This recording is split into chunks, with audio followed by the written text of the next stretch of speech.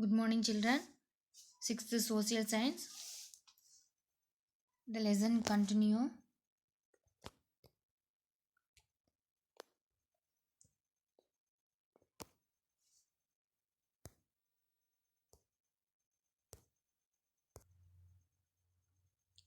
Already you learned Vedic culture, polity and society, king, social organization, status of women, economic life எல்லாம் படிச்சிருந்தோம். இப்போ நம்ம என்ன படிக்க போகிறோம்னா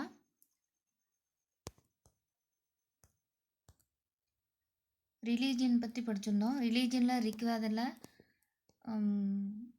இயற்கைகளை கடவுளாக கும்பிட்டாங்கன்னு நம்ம சொல்லியிருந்தோம். பிருத்திவி எர்த்தாகவும், அக்னியை ஃபயராகவும், வாயுவை விண்டாவும், வர்ணாவை ரெயினாகவும், இந்திராவை தண்டராகவும் அவங்க வழிபட்டாங்கன்னு சொல்லியிருந்தோம் இல்லையா. அதனுடைய கண்டினியூ தான் இது.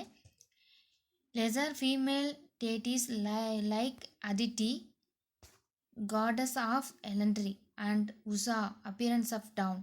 The religions was Yanaja gendered.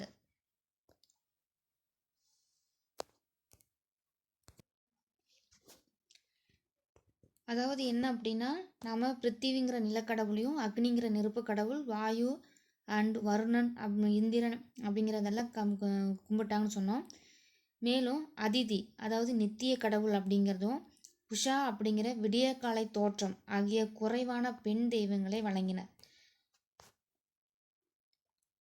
People prayed for the வெல்வர் ஆஃப் பூர்ஜா, praja, pashu and Dhana.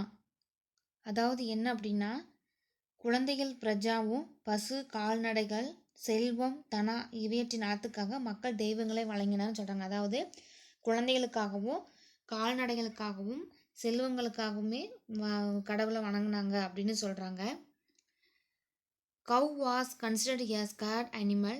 There was no temples. Idol worship had not yet come to extent. அதாவது பசு தான் புனிதமான விலங்காக கருதப்பட்டதுன்னு சொல்கிறாங்க. அக்காலத்தில் கோவில்கள் இல்லாதனால சிலை வழிபாடும் வழக்கத்தில் இல்லை. Later on, priesthood became a profession and the hereditary one. New gods were perhaps adopted from non-Aryans. Indra and Agni lost their importance. Prajapati, Vishnu and Rudra become prominent. Sacrifices and rituals become more elaborate. அதாவது பின்னால் பார்த்தீங்கன்னா மதக்குருவாக இருப்பது ஒரு தொழிலாகவும் அது பரம்பரை தொழிலாகவும் இருந்ததுன்னு சொல்கிறாங்க. ஆரியர் அல்லாத கடவுளும் ஏற்கப்பட்டிருக்கலாம்னு சொல்கிறாங்க. இந்திரனும் அக்னியும் முக்கியத்துவத்தை இழந்தனர். பிரஜபதி அதாவது படைப்பவர், விஷ்ணு காப்பவர், ருத்ரர் அழிப்பவர் ஆகிய கடவுள்கள் முக்கியத்துவம் பெற்றன.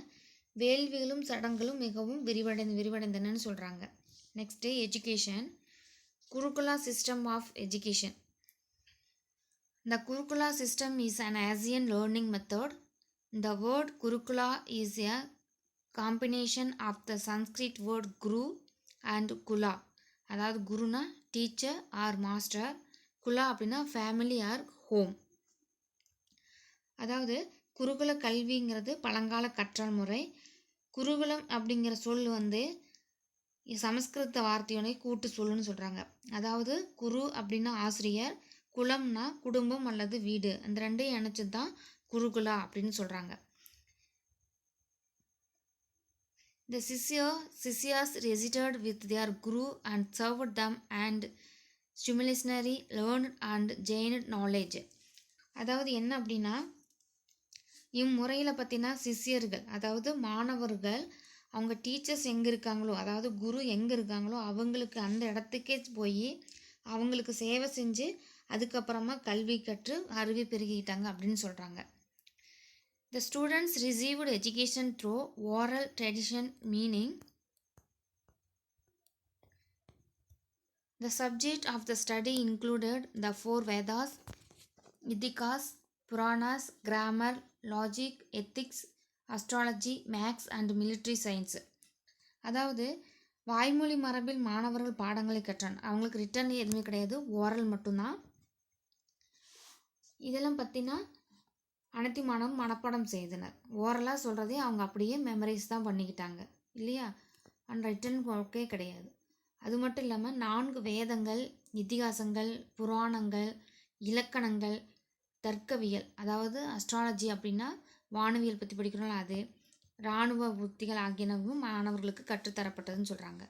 த students were also trained to lead disciplined life. இதெல்லாம் என்ன அப்படின்றதுனா இந்த படிப்புகள்லாம் வந்து அவங்கள ரொம்ப ஒரு டிசிப்ளினடாக அவங்களோட லைஃப்பை ஒரு டிசிப்ளினடாக இருந்துச்சு, ஒழுக்க முறையுள்ள வாழ்க்கையாக மாற்றுச்சு இந்த பயிற்சி அப்படின்னு சொல்கிறாங்க. Only Dvijas could be shishyas, no woman could have formal education. அதாவது இரு பிறப்பாளர்கள் மட்டுமே குருகுலத்தில் சேர்க்கப்பட்டவர்கள்னு சொல்கிறாங்க.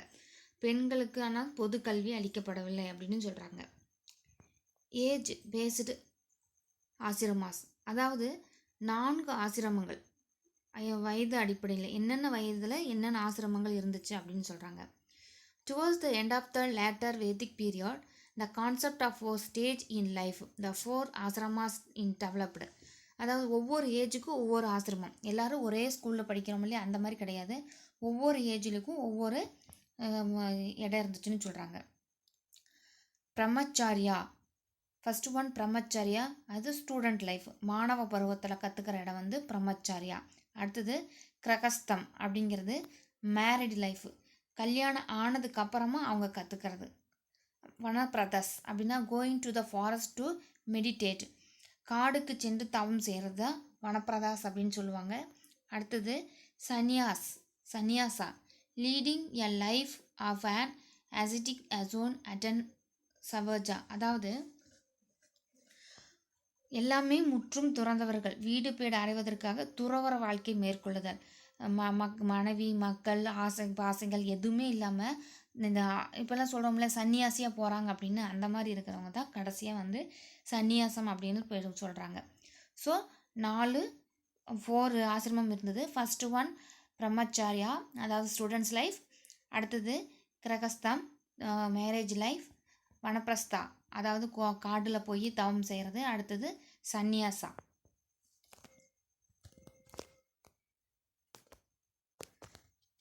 அடுத்தது contemporary culture in South India and the Tamil Nadu, அதாவது தென்னிந்தியாவிலும் தமிழ்நாட்டிலும் சமகாலத்தில் நிலவிய பண்பாடுகள் என்ன அப்படிங்கிறத பற்றி படிக்கிறோம்.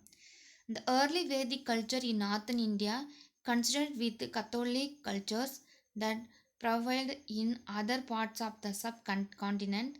Since people used copper and stone, it was called Paleolithic period.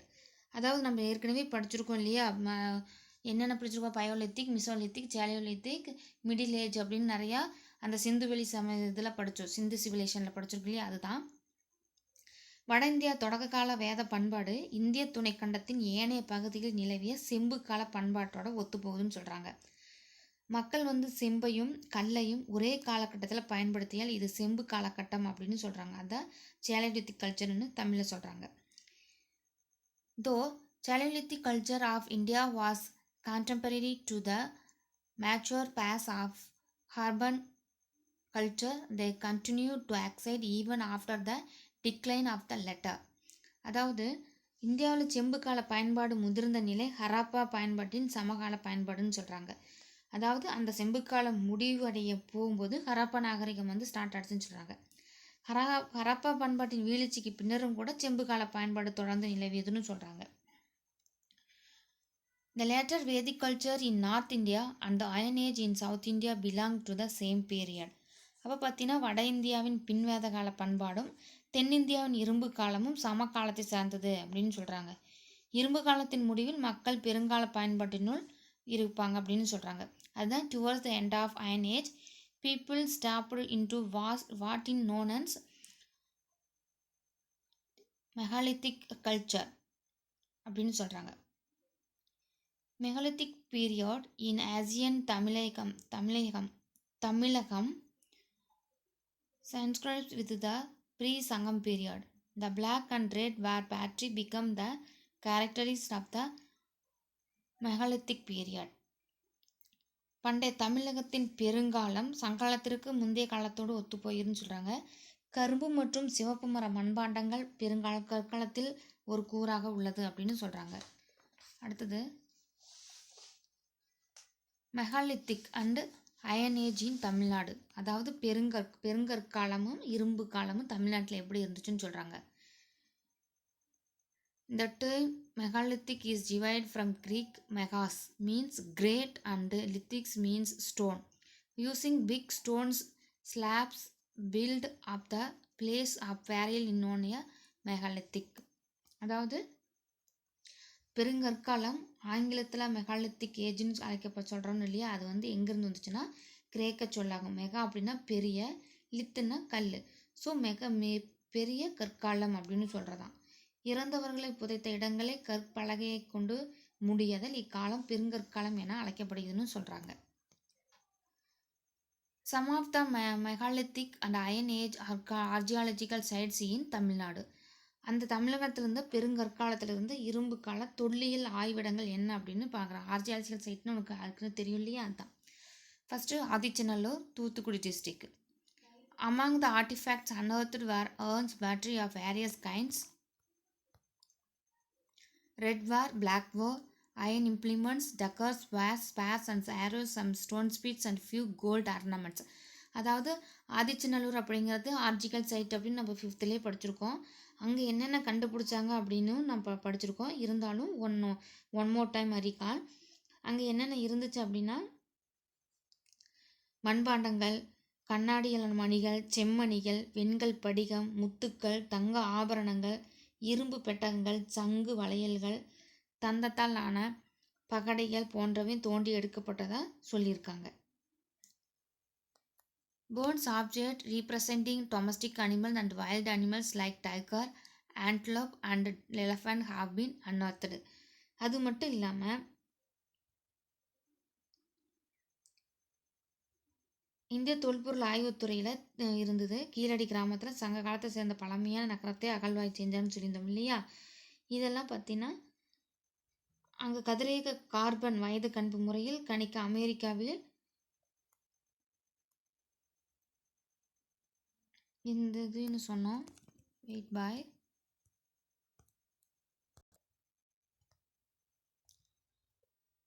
iron implements, daggers, swords, sparrows and arrows, some stones, beads and a few gold ornaments. அதாவது இங்கே வந்து அகழ்வாய்ச்சியில் என்னென்ன கண்டுபிடிச்சாங்கன்னா முதுமக்கள் தாலி, அன்அர்த்தட் வேர்ட், அதாவது இறந்தவங்கள ஒரு பெரிய பானையில் போட்டு மூடி மண்ணுக்குள்ளே போட்டு புதைச்சிருவாங்க. நம்ம 5th படிச்சிருக்கோம் இல்லையா, அதுதான் முதுமக்கள் தாலி.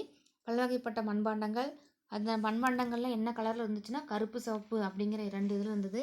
இரும்பாலான குத்துவாள், ஸ்வாட்,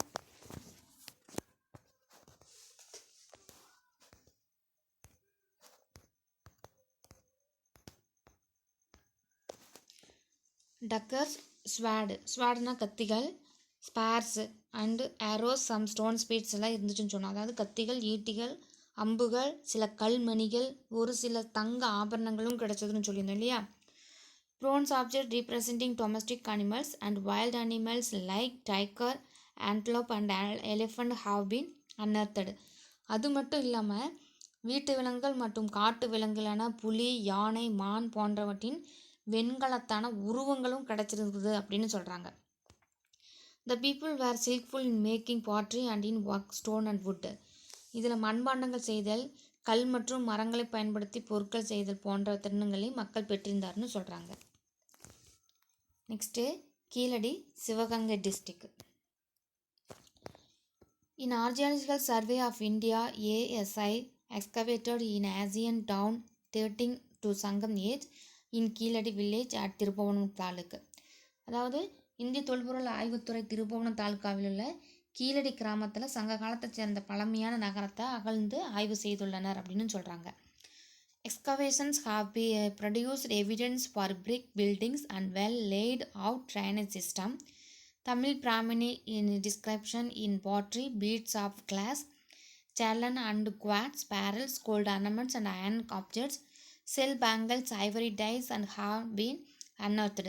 In 2017, ASI sent 2 samples to this for radio carbon dating to beta analytic Florida USA. They date samples as 2200 BC. The Roman artifact found at the site to the evidence the ancient Indian Roman traces. அதாவது என்ன அப்படின்னா, அந்த ஆய்வில் செங்கற்களால் கட்டப்பட்ட கட்டடங்கள், நன்கு அமைக்கப்பட்ட வடிகால் அமைப்பு போன்ற சான்றுகள் கிடைச்சதுன்னு சொல்கிறாங்க. தமிழ் பிராமணி எழுத்துக்களும் கிடைச்சதுன்னு சொல்கிறாங்க. அது மட்டும் இல்லாமல் கண்ணாடியிலான மணிகள், செம்மணிகள், வெண்கல் படிகம், முத்துக்கள், தங்க ஆபரணங்கள், இரும்பு பெட்டகங்கள், சங்கு வளையல்கள், தந்தத்தால் செய்யப்பட்ட பகடையும் கிடைச்சதுன்னு சொல்கிறாங்க. ரீசனாக 2017 ASA அப்படிங்கிற இந்திய தொல்லியல் துறை 2 சாம்பிள்ஸும் எடுத்திருக்காங்க. அது எது மூலியமான கதிரியக்க கார்பன் வயது கண்காணிப்பு மூலிமா கணிச்சு அமெரிக்காவில் புளோரிடா என்னும் இடத்தில் உள்ள பீட்டா அனலிட்டிக் என்ற நிறுவனத்துக்கு அனுப்பியது. அச்சோதனையில் பார்த்தீங்கன்னா அங்கே கண்டுபிடிச்சது எல்லாமே கிமு 200 வருஷத்துக்கு முன்னாடி சார்ந்தது அப்படின்னு தெரிஞ்சிருக்கு. இது எதுக்காக, இது என்ன சொல்லுது அப்படின்னா, இங்கே ரோம் நாட்டை சார்ந்த பழங்கால தொல்பொருட்கள் கிடைத்துள்ளன. இவை இந்தியாவிற்கும் ரோம் நாட்டிற்கும் இடையே நிலவிய வாணிப தொடர்பும் கிடைச்சிருக்குன்னு சொல்கிறாங்க. Periplus mentions the still important to Rome from peninsular India was subject to the duty in the part of Alexander. தீபகற்ப இந்தியாவில் எஃகு ரோம் நாட்டிற்கு ஏற்றுமதி செய்யப்பட்டது குறித்தும், அலெக்சாண்ட்ரியா துறைமுகத்தில் இவற்றின் மீது வரி விதிக்கப்பட்டது என்பது குறித்தும் பெரலபஸ் குறிப்பிட்டுள்ளது அப்படின்னு சொல்கிறாங்க. அடுத்தது பொருந்தநல், திண்டுக்கல் டிஸ்ட்ரிக்ட். நாம் இது புதுசாக படிக்கிறோம். ஆல்ரெடி ஆதிச்சநல்லூர் கீழடி படிச்சிருப்போம். இது புதுசாக இருக்கிற ஆர்ச்சியாலஜிக்கல் சைட்டு. இது திண்டுக்கல் டிஸ்ட்ரிக்ட். ஃபைன்ஸ் அங்கே என்ன கிடச்சிருக்கு அப்படின்னா, grave goods, glass beads, iron sword, battery with Tamil Brahminic script, pots filled with rice, semi-precious metal churches quartz, carillon, bangles made from glass and shells. இங்கே அதே மாதிரியே எல்லா புதைக்குழி பொருட்கள், கண்ணாடி இதுதான் கிடச்சிருக்கு. எக்ஸ்ட்ரா என்ன கிடச்சிருக்குது அப்படின்னா, அரிசி நிரப்பப்பட்ட மண்பாண்டங்கள் கிடச்சிதுன்னு சொல்லியிருக்காங்க. ஸோ நம்ம இது வரைக்கும் படித்ததில் இந்த மாதிரி கேள்விப்பட்டதில்லை இல்லையா. வெறும் கற்கள், மணிகள், இரும்புகள், செம்புகள் தான் கேள்விப்பட்டிருக்கோம். ஆனால் அரிசிகள் நிரப்பப்பட்ட மண்பாண்டங்கள் கிடைச்சதுன்னு சொல்லியிருக்காங்க. The discovery of iron stickle, pick and tip of flax provide evidence that they had the practice of rice cultivation in Tamil Nadu. A part of rice from Perundal side provides that rice was people's staple food. இரும்பாலான கதிர் அறுக்கும் அரிவாள், ஈட்டி, கொழுமுனைக ஆகிய தமிழக மக்கள் நெல் விளைவித்திற்கு சான்றாக உள்ளதுன்னு சொல்கிறாங்க. இங்கே கிடைத்துள்ள அரிசி நிரம்பிய பானை மக்களின் முக்கிய உணவாக இருந்துச்சுன்னு சொல்கிறாங்க. அதாவது இந்த ஃபோர்த்து பிக்சராக இருக்குது இல்லையா கண்ணா, இதுதான் அரிசி நிரம்பிய பானை. Next Paiyampalli, Vellore district. Archaeological site, iron artefact along with the megalithic black and red where pottery were found. இங்கேயும் அதே மாதிரி தான் கண்டுபிடிச்சிருக்காங்க. Very evidence for iron smelting has come to light and Payyampalli. The date of this culture based on radiocarbon dating in 1000 BC. அதாவது இங்கே என்ன கிடச்சது, இங்கே ரேடியோ கார்பன் மூலியம் பயன்படுத்தப்பட்ட பொருட்கள்லாம் கண்டுபிடிச்சது 1000 வருஷத்துக்கு முன்னாடி பட்டது அப்படின்னு சொல்கிறாங்க. நெக்ஸ்ட்டு கொடுமணல். இது ஈரோடு டிஸ்ட்ரிக், நம்ம டிஸ்ட்ரிக் இல்லையா, பக்கத்திலே இருக்கிற Kodumanal district. It is identified with the Kodumanam of Perundurai. அதாவது கொடுமணல்னு சொல்கிறது ஊரை இது அடையாளப்படுத்தப்படுகிறதுன்னு சொல்கிறாங்க. பதிற்றுப்பத்தில் கொடுமணம் அப்படின்னு சொல்கிற இடம் தான் கொடுமணல், இப்போ இருக்கிற கொடுமணல். மோர் தென் 300 pottery inscripted in Tamil Brahmini have been discovered there. Archaeologists have also discovered spindles, words used for making thread from cotton, and pieces of cloth, along with tools, weapons, ornaments, beads, particularly ornaments. இங்கே பார்த்தீங்கன்னா என்ன கிடச்சிருக்கு அப்படின்னா, இங்கு தமிழ் பிராமணி எழுத்துக்கள் கொண்ட 300க்கும் அதிகமான மண்பாண்டங்கள் கண்டுபட்டுள்ளன. மேலும் நூல் சுற்றி வைக்க பயன்படும் நூல் அச்சுக்கள், சுருள்கள், துணிகளின் சிறிய துண்டுகள், கருவிகள், ஆயுதங்கள், அணிகலன்கள், மணிகள், முக்கியமான சிவப்பு நிற மணிக்கற்கள் ஆகியவையும் தொல்லியல் ஆய்வாய்கள் கண்டுபிடித்தன்னு சொல்கிறாங்க. புதைக்குழி மேட்டுக்கு அருகே காணப்பட்ட நினைவுகள் கற்காலத்தை சார்ந்தது என்றும் கணிக்கப்பட்டுள்ளது. அதாவது a man here found and a burial site ascends to a megalithic period.